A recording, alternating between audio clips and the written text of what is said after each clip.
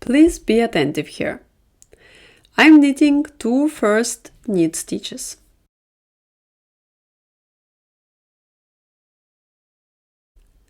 Then I insert a left needle into the first stitch, and while holding it, I pull out the right needle from the second stitch and insert it again from the back side. And finally, I make a knit stitch from the front stitch. The first stitch of the chain is ready. Then I do the same with the next one. I make a knit stitch and then insert the left needle into the previous one, release the stitch from the right needle, insert it from the back side, and finally knit the front stitch. Let me repeat again without comments.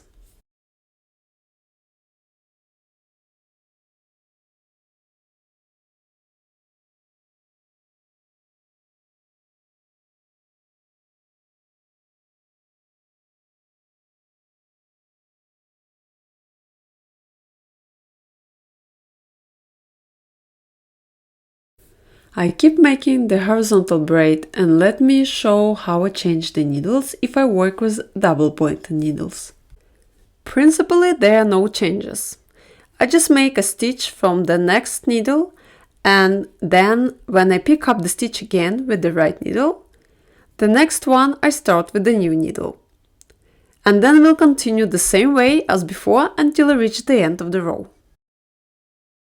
You can notice that stitches are loose while you're making the braid. Don't worry, they will be slightly tightened up later on. Otherwise, if it really bothers you, if you're making a braid, you can use a needle of a smaller size.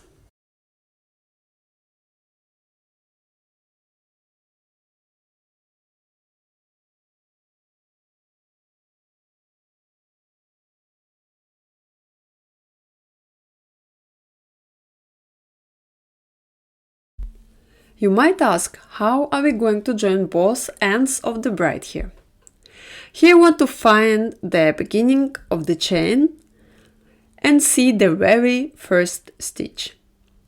I do the next stitch, inserting the needle under the stitch, picking up both sides of it. Then I make a knit stitch.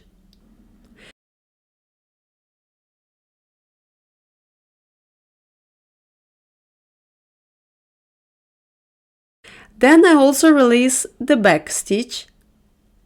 And now if I calculate, I have this one extra stitch that I've just made. So I need kind of decrease this one again. Therefore I pick up the next stitch straight. That is what the final result looks like. Maybe not perfect, but if you know the better way to join the braid, please let me know in the comments. As I have already made the first stitch of the next row, I will have it on the new needle. Or if you have a circle needle, you just place the marker behind it, so you don't miss the beginning of the row.